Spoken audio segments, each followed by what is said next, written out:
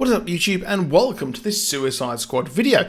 If you're like me, then you are very excited for James Gunn's take on the Suicide Squad. Mr. Gunn somehow turned the Guardians of the Galaxy, a movie that many thought would actually flop, into one of the most fun and exciting MCU movies to date. Well, the Suicide Squad seems almost perfect for James Gunn, as he based it on not only the classic comics, but introducing some of the new 52 squad as well.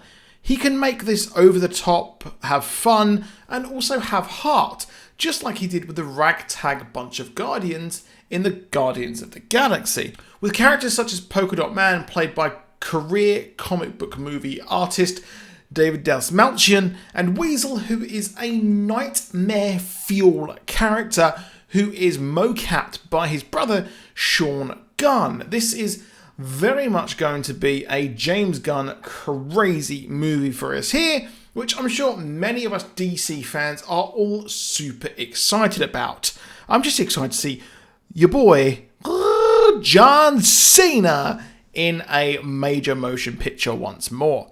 Now, while the Ronan the Accuser was not really a James Gunn villain in my eyes, he was still great, but there's sadly the trailers from DC fandom for the movie are actually missing something. It's not giving us much insight into what the plot of the movie is, or really who the villain will be. All we know is that the team will be recruited by Amanda Waller and led by Rick Flag once more. They're going to a tropical island run by Presidente Luna, and really that's it. There's a kind of really horrible general, and really we don't know much else beyond this. We saw hints at medical tubes and things being destroyed, and well, many of us thought that this could be super soldiers or something weird than the like, but if you look closely in the trailer, you will see some weird tentacles, and in the behind the scenes footage there was more hints of this in a very blink and you'll miss it moment, where what looks like a starfish is on the face of a downed soldier. Now, it was actually rumoured that Starro will be the villain of the piece in next year's Suicide Squad movie, and one of Starro's clones could be this starfish on the face of the downed soldier.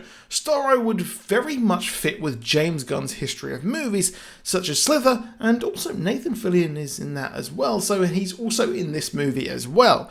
Now, who is Starro and how would he actually fit into this movie? Well, Starro is an alien from the race of the Star Conquerors, and he was one of the first Justice League villains ever.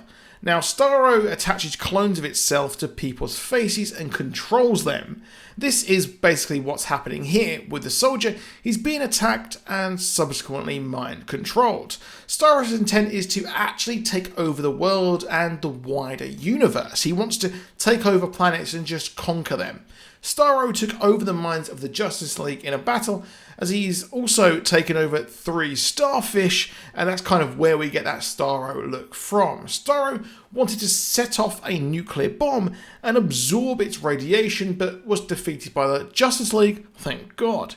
Starro actually returns and also faced off against Superman on something called Earth-C, a world he was hiding on. Later on, it is revealed that Starro was part of a race of parasites that conquered planets with things called mother stars that can take over an entire population. Once arrived at a planet called the Haratai, they took over the planet, but one survivor actually managed to mentally control the parasites and took the name Starro the Conqueror, and then went on to take over whole galaxies. One time it actually turned out to be good by defending the home planet of Brainiac himself in Dark Knight's Metal. I think this is a great villain for the team, and I can see Starro landing on this tropical nation and soon being kept prisoner and experimented on, only for it to actually take over the entire nation, leading the Suicide Squad to be sent in to take it out. Funny enough, Peacemaker was actually involved in a battle with Starro in a comic called The Inferior 5. The question does remain is the dictator of this island actually going to call for help?